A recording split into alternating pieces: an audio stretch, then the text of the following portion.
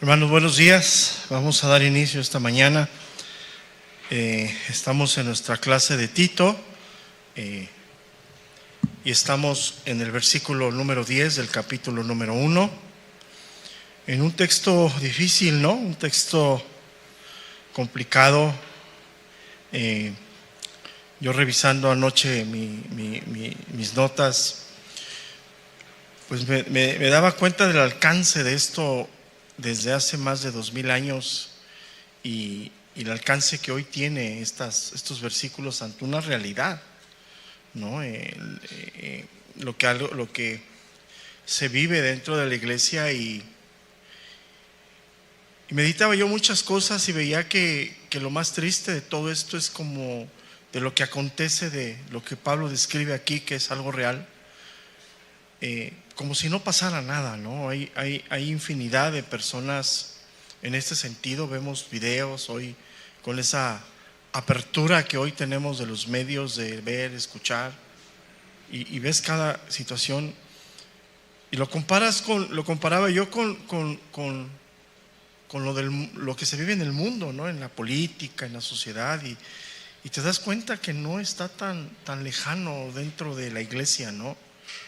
Y para mí la reflexión era: el pecado es tan serio, es algo tan destructivo, tan nocivo, que nos lleva a esta situación y nos lleva a este relajamiento de las cosas. O sea, Dios avisándonos qué es lo que hace aquí, y nosotros a través del pecado, y digo nosotros porque todos batallamos con eso, diluyendo las cosas, ¿no?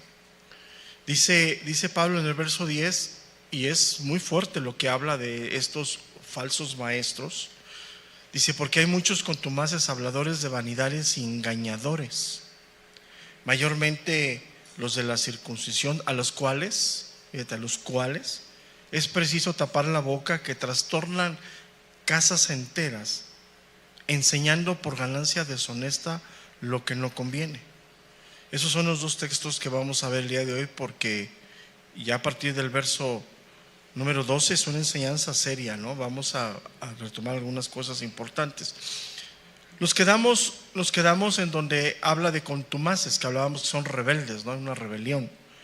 Y llegamos al punto donde son engañadores. Pablo utiliza una palabra aquí, decía hace 8 días, que literalmente significa engañadores de la mente. O sea, tienen esa habilidad de engañar, pero crear en las personas una imagen o una idea de lo que no son. O sea, engañar a la mente, a eso se refiere. Y vemos algo que es serio, ¿no? Porque para eso se requiere un nivel de astucia, ¿no? O sea, no es algo que se genera, o sea, no es algo que se genera así, sino hay un nivel de astucia y de falsedad muy serio, ¿no? ¿Qué podemos decir? Son personas que están dispuestos a fingir plenamente lo que no son, ¿sí? Y la intención es la manipulación, ¿no? Ahí lo vemos abajo, ¿no? Cuando dice, habla de familias enteras, la intención es la manipulación. Y pues esto va en contra de lo que es el contexto sano de la palabra de Dios, ¿no? Porque el ministro debe de ser desinteresado de ese tipo de cuestiones, ¿no? Y buscar siempre, una de las cosas que el ministro o el pastor o el maestro debe de buscar es el crecimiento espiritual de la iglesia, ¿no? No la manipulación. Y ellos se presentan como si fueran esas personas que hacen las cosas de manera desinteresada, ¿no? O sea, te lo digo o te pongo esto porque pues realmente mi intención es obtener, ¿no? Pero detrás de esa cara es obtener, es ganar. Lo que Pablo habla de un interés interno, que todo cae en cuestiones materiales. Eso es lo más triste, ¿no? Todo es dinero, todo es poder, todo es eso, todo cae en eso. Y ese tipo de personas desafortunadamente pues han estado, y como lo vemos seguirán, ¿no? Seguirán. se paran donde yo estoy haciendo la enseñanza, pero con una intención muy, muy diferente al principio bíblico, ¿no? Sus portes, sus formas, ¿sí? La manera en la que hablan. Siempre lo que yo he identificado, que siempre se refieren hacia los demás para tratar de disimular lo que verdaderamente ellos son. Entonces, cuando se la pasan hablando de otros, hay que tener cuidado, ¿no? Porque siempre es los otros, ¿sí? Entonces, y vemos que eso no solamente era una enseñanza abierta, sino que ya en el verso número 11 dice que andaban en las casas, ¿no? O sea, ya habla de algo cercano, ¿no? Una labor totalmente. Ahora, visitar las casas, acercarse a la iglesia, no tienen, de hecho no es algo malo, de hecho es algo correcto, ¿no? Es algo correcto, aunque hoy en la modernidad es difícil, ¿no? Vivimos tan ampliamente en lugares tan lejanos ahora, ¿no? Imagínate que nosotros como pastores anduviéramos de casa en casa, pues nunca tuviéramos tiempo de estar aquí, ¿no? Pero no es malo, es bueno, pero hay una intención incorrecta de ir a las casas con la intención principal es manipular las familias para sus propios fines. Eso es lo más importante. O sea, van a las casas con esa intención, ¿no? Y el clásico lenguaje cristiano que se utiliza ahí: tengo palabra para ti, Dios me habló, Dios me pone a carga de tu vida, voy a estar orando por ti.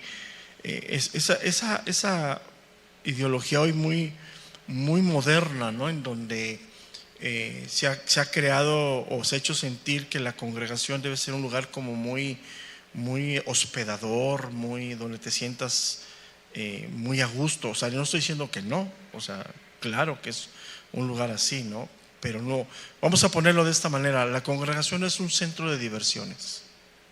No es un lugar donde venimos a divertirnos, donde venimos el domingo a pasar un buen tiempo, ¿no? Si quieres eso, pues vete al fútbol o no sé, donde quieras ir. O sea, sí venimos a ser edificados, venimos a sentirnos bien, pero también venimos a aprender verdaderamente en la condición en la que estamos delante de Dios, ¿no? Creo que ese es el principio, ¿no?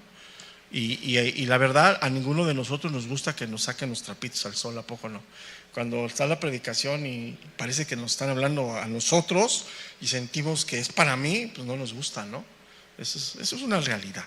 O sea, eso nadie puede decir: ay, qué bonito me exhibieron, gracias Señor, ¿no? Nadie va a hacer eso. Pero, o sea, es que es una línea tan delgada, esto que estoy hablando. O sea, sí, verdaderamente es un lugar donde tenemos que sentirnos bien, a gusto, un lugar donde vengamos a ser edificados, pero no un lugar donde busquemos la complacencia. Son cosas, trato de transmitirlo con palabras que podamos entender, pero es una realidad, ¿no? Sí, o sea, es un lugar donde venimos a recibir de Dios, a donde venimos a edificar nuestra vida espiritual, venimos a sentirnos correctos en muchas cosas, ¿no? Pero no necesariamente al relajamiento, al placer. O sea, y hoy ya ves que una de las cosas que hoy está muy, muy dada es que todo tiene que tener un sentido de placer, ¿no? O sea, si no sientes bien, verdaderamente no lo hagas, ¿no? Y esa misma mentalidad está dentro de la iglesia. Si tu corazón está en paz, hazlo. Y ahí está el gran riesgo, ¿no? Verdaderamente, si es algo que nos edifica, aunque yo tenga paz en mi corazón. Ese es el punto, ¿no? Entonces, este versículo, sí, es un versículo serio, sí. ¿Por qué? Porque hay una parte que es muy importante. Van hacia personas que tienen un nivel de debilidad, y en este caso un nivel de debilidad espiritual en el camino de conocimiento. O sea, ese es el punto. O sea, la palabra de Dios nos edifica y nos fortalece espiritualmente, porque el conocimiento eso tiene, ¿no? O sea, cuando conocemos de Dios, cuando Dios se muestra, cuando entendemos algunas cosas por la gracia de Dios, ¿sí? Eso es lo que hace. La falta de obviamente es lo contrario, ¿no? Entonces, cuando hay esa debilidad, esa falta de conocimiento, somos muy susceptibles a deslumbrarnos fácilmente. Yo recuerdo mucho que en mis primeros años de cristiano, cuando andábamos de congregación buscando dónde establecernos, se daba mucho que el ministro, el pastor, en el momento de la predicación, se bajaba y le daba en ese momento una palabra profética, una revelación a cierta persona. Y era muy usual, ¿no? Era algo que llegabas así como, yo recuerdo, ¿no? En ese tiempo, yo me convertí al principios de esta década en una congregación muy grande en México, una de las, que es, yo le digo mitad cristiana para que me entiendan, ¿no? Y era muy usual que el predicador bajara y en la media predicación y le diera cierta palabra a una persona de aliento, de revelación de Dios. Y llegabas con esa intención de Señor, háblame, ¿no? Y minimizábamos el mensaje desde la palabra de Dios, que es donde Dios nos habla, ¿no? Entonces una vez a mí me tocó la suerte, esa mañana sí me bañé, de que este pastor que había sido mi maestro del instituto, él había sido mi maestro el poco tiempo que estuve en el instituto, me daba inclusive la clase de Espíritu Santo, bajara y me hablara y no dijo nada incoherente. O sea, muchas de las cosas que ese día habló sí eran reales. Algo que yo sabía en mi corazón, que Dios me había llamado al ministerio antes de que se diera el nombre. Pero recuerdo algo que sucedió muy curioso, que cuando termina la predicación y todo lo que sucedió, o sea, una persona se acerca y me dice, oiga hermano, ¿puede usted orar por mí? Yo me quedé así como diciendo, o sea, la intención es esto, lo que te pasaron, pásamelo. ¿Sí me explico? No sé si ustedes en ese tiempo, por eso digo las ideas ochenteras del movimiento carismático, y te hacen sentir como que tienes algo especial, ¿no? Entonces, yo me acuerdo que pues, yo no tenía ni idea de lo que estaba sucediendo y dije, pues sí, o sea, por educación, oré por él, pero pues, ni idea, ¿no? Pero la intención de y esa persona era una persona que ahí en mitad cristiana traducía a los invitados que venían a enseñar en inglés. Él era una persona joven que era el que traducía anteriormente. Yo dije, pues si a ti te ocupan para eso, pues no es fácil, ¿no? O sea, traducir a un pastor en vivo del idioma inglés al español se requiere, aparte de mucho conocimiento del idioma, mucho parte espiritual de qué está hablando, ¿no? Entonces, eso es a lo que se refiere esta parte de la debilidad que estoy hablando, ¿no? Porque no te centran en la palabra de Dios, no te centran en el principio bíblico, que la predicación es el instrumento para edificar tu vida, y te empiezan a meter en cuestiones superficiales, y los que dice aquí el apóstol Pablo en el verso 10, engañadores, aprovechan eso para ganar ventaja sobre la vida de la iglesia. Entonces, ¿qué es lo que buscamos a través de omitir todo eso? Pues edificar la iglesia a través del conocimiento de la palabra de Dios, ¿no? Para que esos engañadores no ganen ventaja, ¿no? Eso es bien importante, ¿no? O sea, nunca debemos de nosotros de dejar de ver cómo Dios nos creó. Somos seres capaces y pensantes, ¿no? O sea, si hay una parte espiritual, hay cosas de Dios que jamás en la capacidad intelectual natural las vamos a poder entender, pero al mismo tiempo sí tenemos cierta capacidad para discernir y entender, ¿sí? Entonces, ellos con una perversidad moral, vamos a poner en ese camino, abusan de eso. O sea, saben en qué momento hablar, con quién hablar y qué palabras utilizar. ¿Sí? O sea, ese es un punto bien importante, ¿no? Ahora, eso lo tienes que vivir. Yo tuve que vivir eso. Yo no entendí. Yo tenía, no sé, un año de haberme convertido, unos 3 años más o menos de haberme convertido, y te quedas así como diciendo, pues, ¿qué pasó, no? Entonces, esas personas, sí, abusan de ese desconocimiento que hay de los principios bíblicos. Entonces, ¿qué es lo que nos va a edificar a ti y a mí? La palabra de Dios. ¿Cuál es el centro? El cual nos va a llevar a tener una fortaleza. Vamos a poner, quiero que me entiendan, ¿no? Lo que estoy hablando, porque si no sacamos mis palabras del contexto, vamos a decir una burrada, ¿no? O sea, vamos a buscar tener una fortaleza espiritual a través de la palabra de Dios. ¿Sí me explico? No una debilidad, no un desconocimiento, ¿no? Entonces, ¿qué es lo que hace la doctrina sistemática, la enseñanza ortodoxa? Traer fortaleza espiritual a la iglesia para que estos engañadores no ganen ventaja. Ahora, ¿lo van a ver? Sí, totalmente. ¿Van a existir? Sí. Ahora, eso es muy importante. ¿Por qué? Porque la fortaleza espiritual, ¿se me entiende en el camino que estoy hablando, no?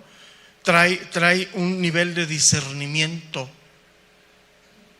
El discernimiento es sinónimo del ejercitarte en el conocimiento de la palabra. Disciernes. Por eso es muy importante, ¿no? El sentarnos, el escuchar, el ser instruido, ¿sí? Para erradicar todas esas malas intenciones, porque son perversas. Son intenciones enfocadas en la manipulación, enfocadas en obtener algo ellos. Sí, es algo muy serio, ¿no? Ahora, como lo vimos la semana pasada, no te van a poner una herejía plena, ¿no? O sea, van a citar la Biblia, te van a hablar de la Biblia, pero con una intención incorrecta. O sea, eso es algo muy importante, ¿no? ¿Sí? Y eso hay que tener mucho cuidado. Entonces, cuando habla de esas personas engañadoras, fíjate, el texto nos lo dice, dice el verso número 10, engañadores, mayormente los de la circuncisión. Habla de gente que tenía un conocimiento, una instrucción, porque las personas de la circuncisión habían sido enseñadas en mucha teología, en muchas cuestiones desde tiempo atrás, ¿no? O sea, no eran gente que desconocían, ¿sí? Entonces, esto no se ha erradicado, no se va a erradicar, aún en nuestra generación existe, seguirán existiendo.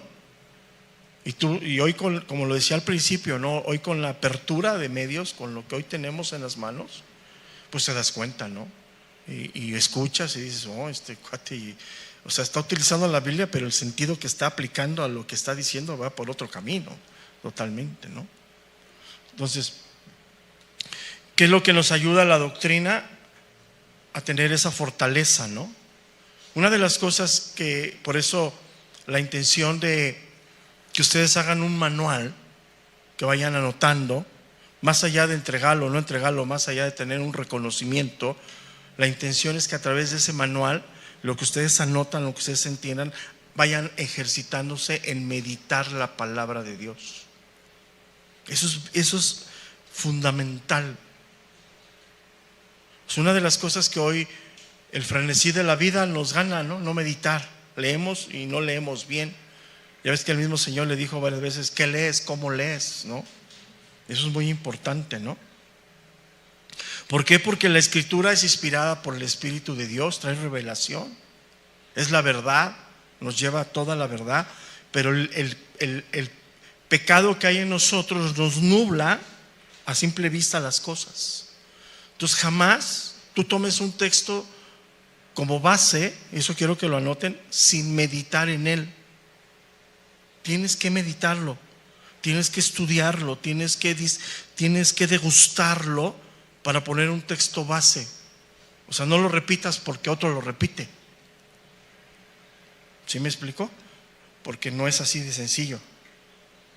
Eso te va a llevar al punto en que no te estás deslumbrando fácilmente, ¿no? Ellos lo que buscan, por su palabrería, por su manera de hablar, por su astucia, deslumbrarnos y decir, no, sí, ¿qué mensaje Dios? O sea, jamás digas qué mensaje Dios a simple vista. Medítalo, verlo, vea la Biblia. Hay normas interpretativas que te van a ayudar a eso, ¿no? O sea, por ejemplo, la palabra fe no siempre, aunque es creer así literal del griego, no siempre tiene la misma fuerza o la misma intención en el escrito, ¿sí? Y ahí, por ejemplo, en lo que estamos viendo en Romanos, explícitamente ahí Pablo en el capítulo 3 y lo que vamos a ver en las próximas semanas se está refiriendo a la justificación, la fe para ser justificados. Entonces hay que tener ese sentido, ¿sí? Entonces, ¿eso qué nos va a llevar a nosotros? A no deslumbrarlos por la elocuencia y la supuesta, escucha bien esto que voy a hablar, espiritualidad que tienen. Ponle ahí en el manual, palabra ochentera, unción, ¿no? ¿Sí? Palabra ochentera, avivamiento. O sea, todo eso, ¿te fijas cómo todo eso hoy está brotando? Porque no hay fruto, nada de eso. ¿Dónde están todos esos avivamientos, todas esas visitaciones del Espíritu de Dios? ¿Dónde están? Nada. No la estoy haciendo de tos, así estoy, ¿eh? Entonces tenemos que tener cuidado porque cuando Dios plasma algo en la Escritura, tiene una intención. Y nosotros, nuestro deber es ser guiados por el Espíritu, escúchame bien esto, para entender la intención de Dios, no como yo la discierno, ni mucho menos como Él dice. Eso es bien importante, ¿eh? O sea, nosotros nunca se nos olvide que el sello de nuestra salvación, de nuestra justificación, es el Espíritu de Dios. Lo que hoy está en nosotros es el Espíritu, que es la verdad, nos habla la verdad y nos lleva a toda la verdad. El corazón, ¿cómo es? Engañoso.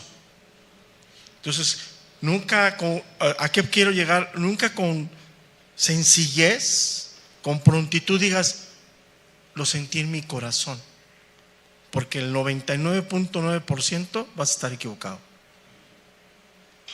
Cuando tu corazón tenga la convicción junto con tu mente, tu alma, puedes, y aún así todavía tienes que tener cuidado, aún así. Entonces, eso es bien importante, ¿no? Porque, por ejemplo, yo he hablado con personas en un camino muy triste para mí, que es la parte de andan en iglesia, y yo he hablado con personas, he dicho, ¿por qué hablan con sencillez de cambiarte de congregación? Y me dicen así, bueno, yo me cambiaría cuando Dios lo ponga en mi corazón. O sea, algo como suena así como cambiarme los zapatos, ¿no? O sea, ¿tú crees que Dios nos injerta en un lugar y nos deja en un lugar por un tiempo, o nos injerta como injertas una planta en un jardín, en una parcela? ¿Para qué? Para crecer, ¿no? Y esa planta, para que crezca y dé fruto, ¿qué tiene que pasar? Un largo proceso. Por ejemplo, yo lo he dicho, ¿no? Hace 2 años, yo tengo una persona que trabaja en el jardín de hace 5 o 6 años, de que llegué a Cuernavaca, es el mismo. Y él atiende varias casas. Y un día me llegó con una palmera bien hermosa, pero bien triste. Y una palmera que mide como 2,5 metros. Y me dijo, compra una maceta para que no la plante aquí, cuando se vaya de aquí, porque la casa es rentada, llévesela. Ya la plantamos, dice. Esa palmera, dice, donde estaba, daba mucha flor, una flor blanca impresionante. Dice, pero la señora, pues como no tiene nada que hacer, es mucha gente allá que tiene tanto dinero que pues hacen las cosas así. Dice, ya no le gustó y me dijo, quítala, tírala, sácala. Dice, no, pues está bien hermosa. La plantamos hace 2 años. Apenas en este tiempo dio flores blancas impresionantes. 2 años para que diera flores. ¿Tú crees que Dios nos va a estar moviendo de un lugar a otro? Estoy hablando de algo natural, Les voy a tomar unas fotos, se las voy a mandar. Son unas flores impresionantes. Son unas palmeras largas con muchas púas. Saca unas flores, unas arriba, y arriba son unos racimos. Le digo a mi esposa, parece un racimo de novia. ¿Hace cuánto es un racimo de novia así blanco, enorme? 2 años en el mismo lugar, y llegó triste, toda apagada. Entonces imagínate en lo espiritual. ¿Tú crees que Dios nos va a mover de aquí para allá, de aquí para allá? Pues, pasa el tiempo, no te arraigas, no produces espiritualmente, y eso eres presa fácil de estos engañadores que andan aquí, andan ahí. Y es bien importante, ¿no? ¿Por qué? Porque hoy es uno de los grandes engaños, ¿no? O sea, hay mucha demanda, si mucha oferta y poca demanda, ¿no? Tienes que andar en eso. Entonces, ¿por qué menciono todo esto? Porque hoy, como todo mundo se siente crítico, hoy por cualquier cosa que no les guste de la iglesia, de la congregación, cualquier cosa, hasta la camisa que hoy traigo, es motivo para pensar en el corazón o en la intención, me voy de la iglesia. Y eso es algo muy serio, algo que quiero que mediten, ¿no? O sea, no es algo tan fácil en el camino de Dios, ¿no? Entonces, hoy con esa intención de que cualquiera puede pararse aquí y predicar y dice, no, pues me voy a otro lugar, ¿no? Y no es así. Entonces, por eso esa parte dice Pablo, engañadores son cosas serias, ¿no? Son cosas de pensar, de meditar, y verdaderamente algo que tenemos que considerar. Y sigue adelante, dice engañadores, dice mayormente los de la circuncisión. Muchos de ellos que tenían este camino procedían del judaísmo. Recordemos que en el momento de la conversión más grande, que fue el Pentecostés, en ese tiempo, que era muy, muy cercano a eso, se habían convertido muchos judíos que habían ido a celebrar la fiesta. Hubo un mensaje de Pedro, el libro de los Hechos habla de miles de personas que se convirtieron. Muchas de esas personas que se convirtieron regresan a sus lugares de origen, pero se carecía en ese tiempo de estructura, se carecía de docencia bíblica. No había maestros, como, ¿sí me explicó? Porque eso Pablo dice, ve y pon maestros, pon pastores que enseñen. Entonces muchos de ellos empezaron a abrazar el cristianismo a través del judaísmo. Ahora, vamos a nosotros ya a erradicar de la mente que hablar de judaísmo como tal es hablar de lo que Dios le dio a Moisés. Sino cuando hablamos del judaísmo de prosélito de ese tiempo, es lo que ellos hicieron de la ley, no lo que Dios le dio a Moisés. Es una cosa bien diferente. O sea, Dios le dio a Moisés con una intención de que ellos que conocieran que había pecado y que tenían la dependencia de Dios. Ellos, al no reconocer eso, hicieron un montón de cuestiones, ¿sí? Al grado que inclusive, y ya lo llegaremos a ver en estas semanas, la imagen que ellos tenían de Abraham como padre de ellos era incorrecta, porque ellos le atribuían a Abraham ser su padre con un hombre plenamente obediente a la ley. Y Pablo dice, no, Abraham, porque le creyó a Dios, lo que fue contado. Y la pregunta es, no lo voy a decir hoy, ¿qué creyó Abraham a Dios?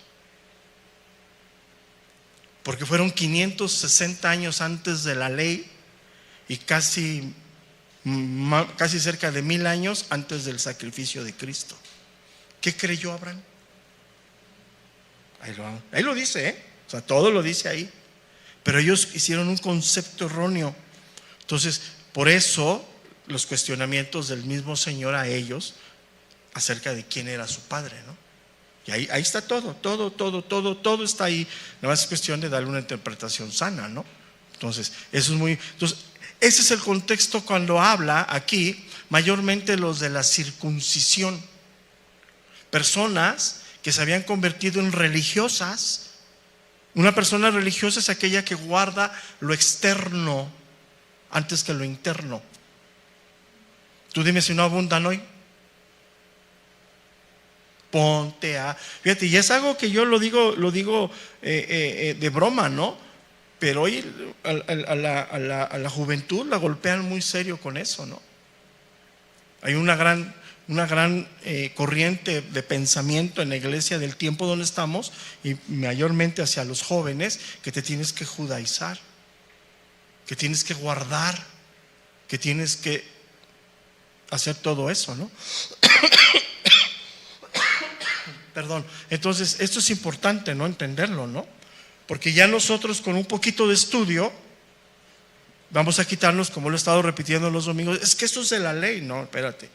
Lo que ellos hicieron con la ley no fue el propósito de Dios. Porque la ley es santa, buena, ¿no? Es justa, dice Pablo, ¿no? La ley es el ayo que nos lleva ¿a quién? A Cristo, ¿no? Entonces, es ahí. Entonces, dice, mayormente lo de la circuncisión, a los cuales, dice, es preciso taparle la boca, que trastornan casas enteras, dice, por ganancias deshonestas.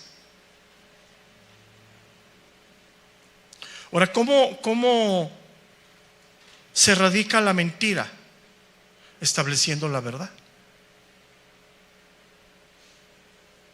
No, para erradicar la mentira no tenemos que denunciarla como tal, hay que establecer la verdad. ¿Y cómo se establece la verdad? Enseñando. Eso es bien importante, ¿no? Enseñando.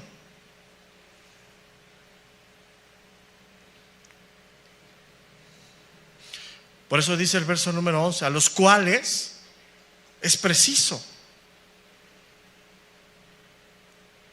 ¿Cuál es el contexto? Le está diciendo a Tito, ponte a trabajar, establece ancianos que sean fieles a la palabra de Dios.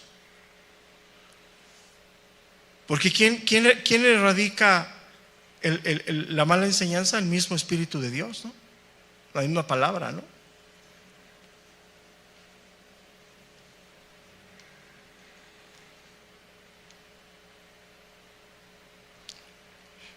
Y sigue adelante, dice que trastornan casas enteras. Ahí cuando se refiere a casas, está refiriéndose a familias. Y aquí vemos algo que es muy fundamental en la Escritura, ¿no? Para Dios es importante la familia, tanto que los discípulos lo entendían al principio, que hablaban acerca de la familia, ¿no? Pero ¿qué quiere decir? Que si cree uno, creen todos. No, sino la fuerza de la verdad en una familia es de tanta influencia en el entorno, que es lo que quiere decirnos, ¿no? Cuando habla de familias, aquí trastornan casas enteras, habla de una influencia seria, nefasta. Habla de una influencia de destrucción. Ahí se refiere a no unos pocos creyentes, sino a muchos creyentes. Se refiere al daño grande, fuerte dentro de la iglesia, ¿no?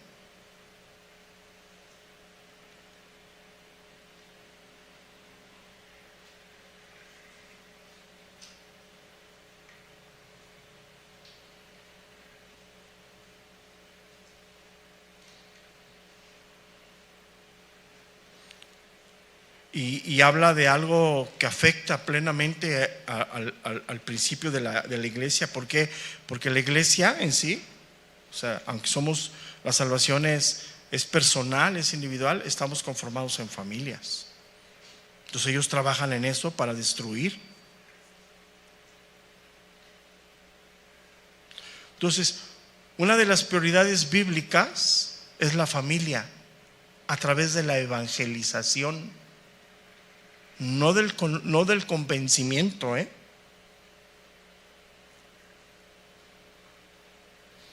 El libro de los Hechos, que es como la historia, ¿no?, del Nuevo Testamento, nos habla de la importancia de la familia en el camino de la evangelización.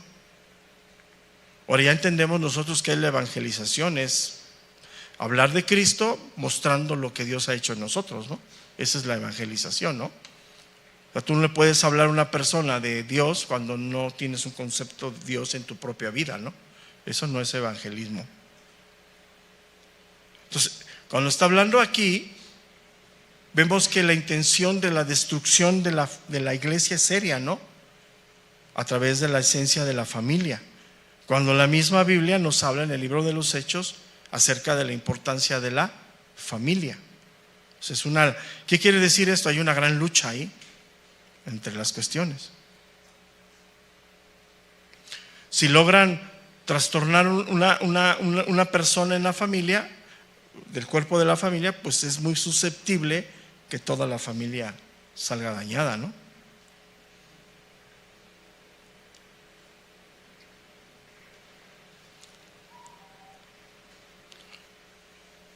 ¿Y en dónde es donde más se establece o donde más se trabaja en la evangelización? En las casas. Eso es fundamental.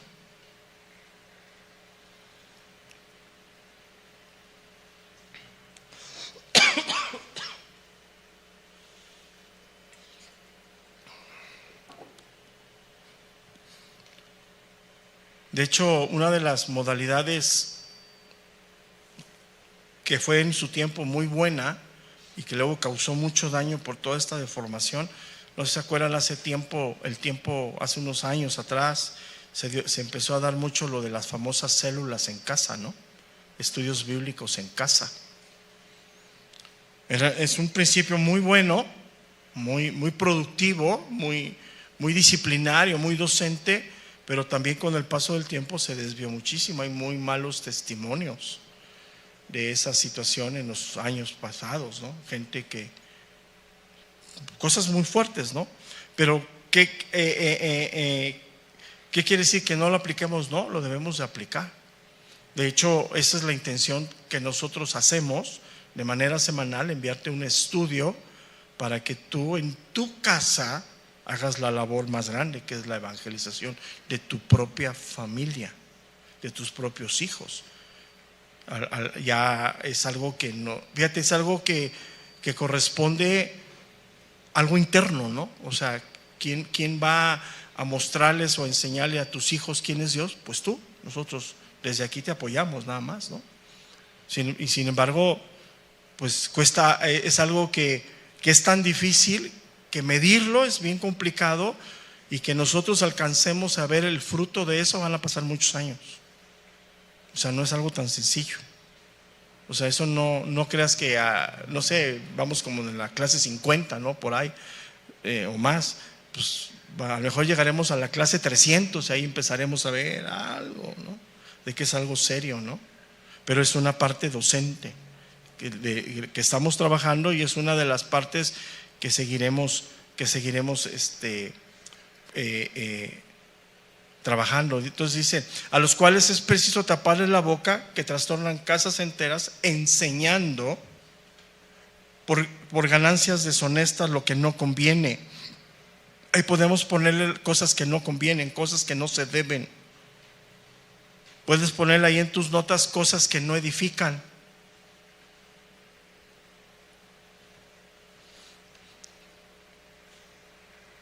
¿Qué son estas? Pues fábulas, genealogías, aspectos secundarios de la palabra de Dios.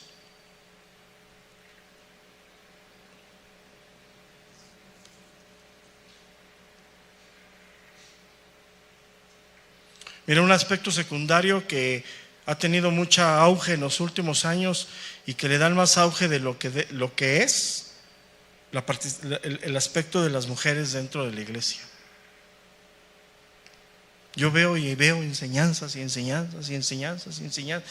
Eso es irrelevante. Hay cosas más relevantes. Porque muchas de las necesidades que hay en la vida diaria de la iglesia, uno como pastor a veces tiene que voltear a ver hacia la mujer para sacar el asunto, porque muchos de los varones andan, en lugar de cabeza, andan de cabezones, ¿no? Si te fijas, la mayor parte de los congregantes son mujeres y la mayor parte de los servidores son mujeres. Pero no es ahora, no estoy diciendo que esté bien o esté mal, yo no estoy hablando de eso. O sea, Dios pone un orden, pero no es una enseñanza relevante en la iglesia. Es una enseñanza real, se tiene que considerar, es parte de, porque Dios establece un orden, pero no es una enseñanza que se tiene que estar dando cada domingo, ¿sí? Cuando hay otro tipo de enseñanzas más profundas, más edificantes.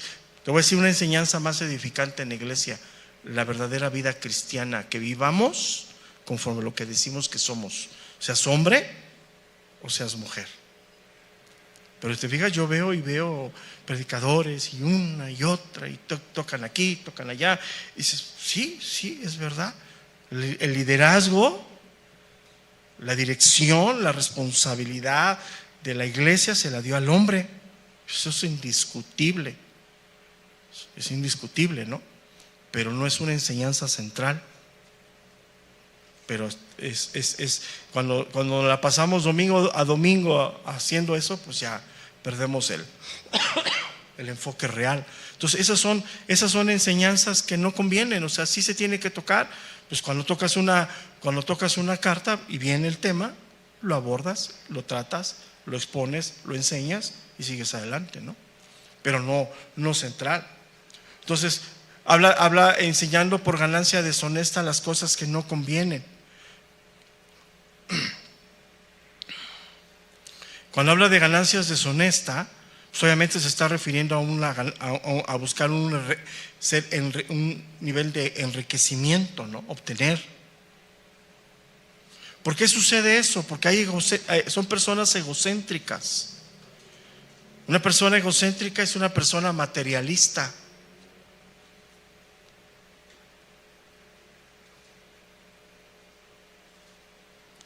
Son personas que creen que lo que se busca dentro de la iglesia es obtener.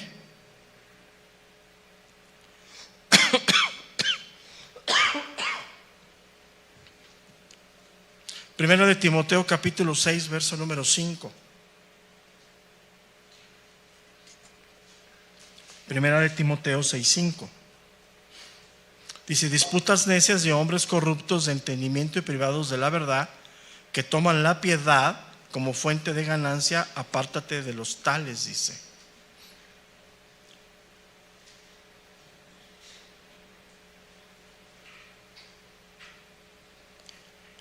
Ahora, uno de los temas más difíciles dentro de la iglesia es la cuestión económica, ¿no? Pero es un tema real, pero también es un tema no primordial. Es un tema que se tiene que tocar en su momento, se tiene que enseñar a la iglesia, ¿no? Pero no es un tema que tengamos que estar todos los días ahí, todos los domingos hablando de eso, ¿no? O sea, se tiene que tocar, porque los responsables del cuidado o del sostenimiento económico, pues es la misma iglesia, ¿no? Es parte del diseño de Dios. ¿Dónde podemos nomás leerlo para que lo anoten ahí en sus notas? Primera de Corintios 9:7 hasta el verso 14.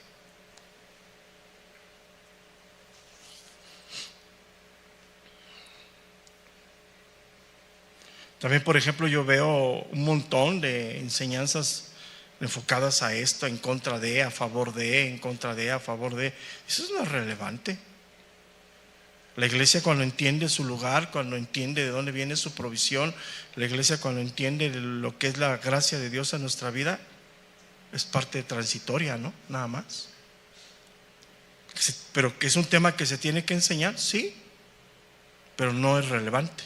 Al final la obra la sostiene Dios, ¿no? Y Dios sabe a veces cómo lo hace, ¿no? Es algo real, ¿no?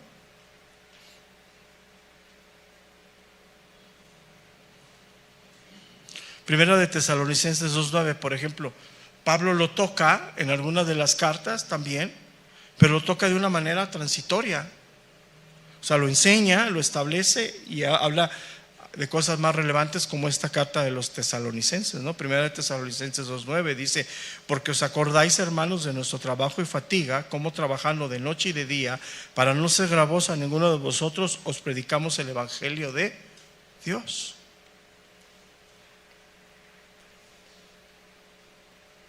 Ahora, ¿cuál es el remedio de todo esto? Poner la verdad por encima de todo. O sea, todo asunto, todo tema en la Biblia se tiene que tocar realmente como es. Y por eso Pablo dice en el verso número 11, como conclusión de todo esto, dice: a los cuales es preciso taparles la boca.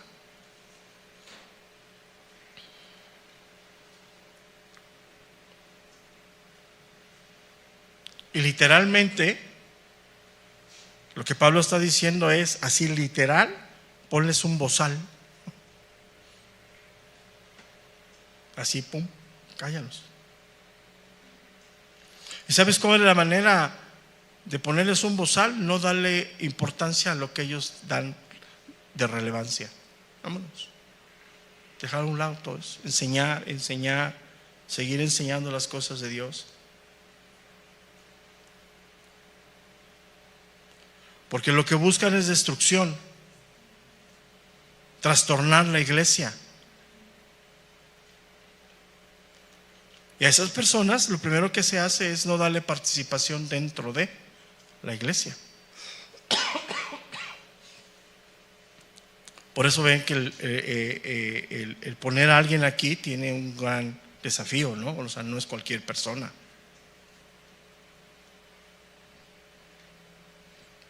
A mí me han dicho muchos: es que yo enseñaba allá. Bueno, pues allá sigue enseñando, ¿no? Aquí no. Y están un tiempo aquí, pero después que no ven que va a haber chances, se van.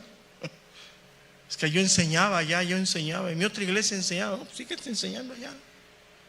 Aquí hay que tener cuidado con lo que vamos a enseñar. ¿Por qué? Porque tenemos la relevancia de que sea para edificar, hacer crecer, madurar a la iglesia, ¿no? No cualquiera, ¿no?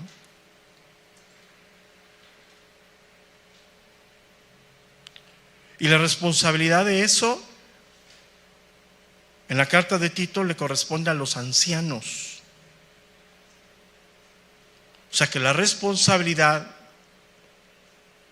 que Dios nos ha dado es totalmente, ¿no? Quien predica y quien enseña, no cualquiera. Es una cuestión difícil porque no estamos hablando de democracia, ¿no? Ni mucho menos estamos hablando de popularidad. Estamos hablando de una teocracia, ¿no? De donde viene de parte de Dios.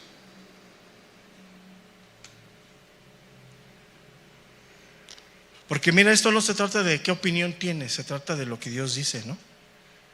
Sencillamente.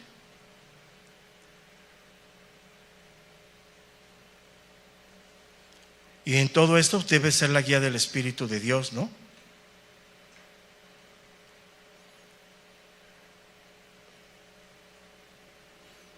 Por eso nosotros hemos erradicado tantas cosas, ¿no? Por ejemplo, una de las cosas con mucha tendencia al relajamiento dentro de la enseñanza de la iglesia es que se les pasen los versículos a la iglesia en plena predicación dominical en las pantallas, ¿no?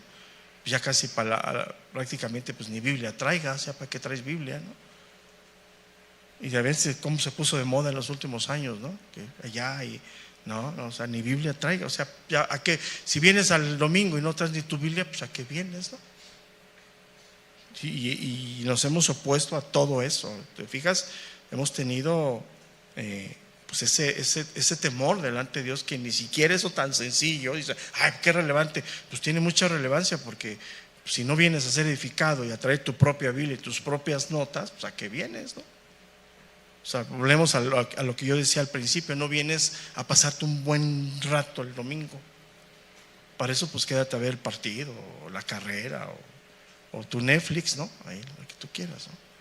O sea, tu Biblia, tus cosas. Todo eso, que son cosas que aparentemente no son relevantes, tienen una importancia seria, ¿no?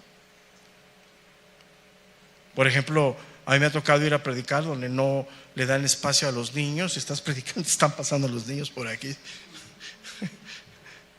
Entonces, si a veces nos cuesta trabajo atraer la atención de la iglesia en la predicación, por ejemplo, los días de calor o cosas así, cuesta trabajo. Tú te vas haciendo en esa habilidad de darte cuenta que la iglesia como que está por allá pensando, ¿no? Imagínate cuando tú estás predicando y estás enseñando, de repente pasa un niño, ¿no? O ya está llorando el niño. Me tocó ir a una congregación donde está ahorita el audio, ahí tenían la iglesia infantil. Entonces llegó un momento en que se oía lo que yo hablaba, porque se oía los gritos de los niños. Llegó un momento en que te quieres parar y decir ya, ¿no? Pero son cuestiones que se han ido. ¿Sabes por qué? Yo después le pregunté a ese pastor, dice, es que los papás quieren ver a sus hijos, para que no se sientan que sus hijos, pues sí, pues entonces, pues para verlos, mejor llévalos al parque, ¿no?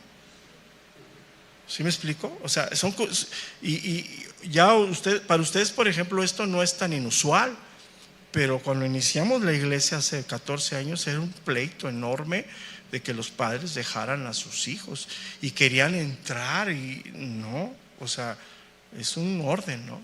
Porque son lugares de suma responsabilidad, ¿no? Entonces todo eso tiene un punto, ¿no? Importante. Entonces, ¿cómo se hace esto de taparles la boca? Trabajando, poniendo la verdad, estableciendo principios de Dios. O sea, en pocas palabras, para terminar esta mañana, enseñando la palabra de Dios todos los domingos. Ese es el punto. ¿Para qué tanta discusión, no? ¿Para qué tanto conflicto?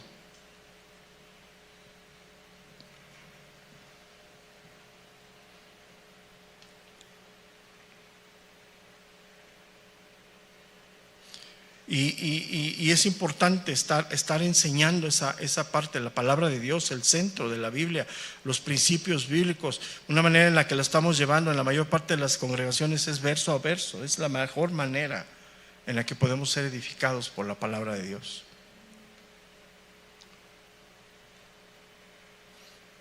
Y sobre todo, pues, si nosotros demandamos orden en la iglesia, pues ¿quién debe ser el ejemplo de ese orden?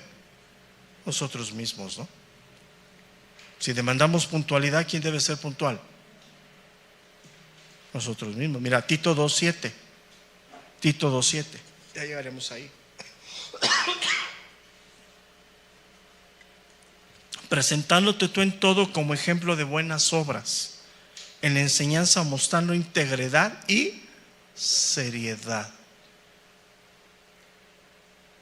¿Las cosas que se hacen el domingo deben ser serias? Sí, muy serias. Por eso la reprensión debe de ser fuerte, ¿no? Mira, ya llegaremos ahí, pero vamos al capítulo 3 de esta carta, verso número 10.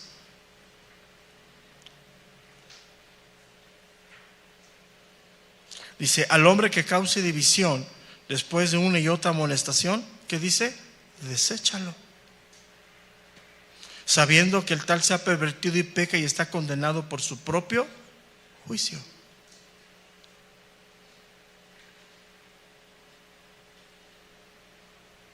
Entonces es muy importante, ¿no? Entonces, terminamos una de las partes más serias de esta carta. Vamos a entrar dentro de 8 días a una enseñanza fuerte que es acerca del verso número 12. Pablo lo dice, el verso número 12, nomás lo voy a introducir, lo dice en un camino de ironía, en un camino fuerte, pero es real. Ya lo que dice, uno de ellos, su propio profeta, dijo: los cretenses siempre mentirosos, malas bestias, glotones, ociosos. Este testimonio es verdadero, por tanto, repréndeles duramente para que sean sanos en la fe. Pero una de las cosas que más trabajo a ti y a mí nos cuesta vivir el verdadero cristianismo es despojarnos de tantos vicios sociales que tenemos tú y yo. Te voy a poner nada más uno y con eso termino. ¿El mexicano es puntual o impuntual? ¿Mañana a qué horas empieza la predicación? Y tenemos que retrasarla, ¿no? ¿Por qué? Porque a veces más hay 2, 3 personas aquí. ¿Y te fijas? O sea, todo eso se hace parte de nuestra vida cuando no debe de ser. O sea, el mexicano, por hablar de mexicanos es hablar de impuntuales, ¿no? Y eso ha sido por años, pero pues es el desafío más grande que tenemos todos nosotros. Todos nosotros. Y nos amoldamos a cosas naturales con mucha facilidad.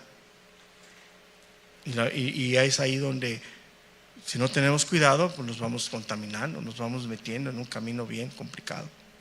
Ok, si Dios nos da vida, nos vemos el día de mañana.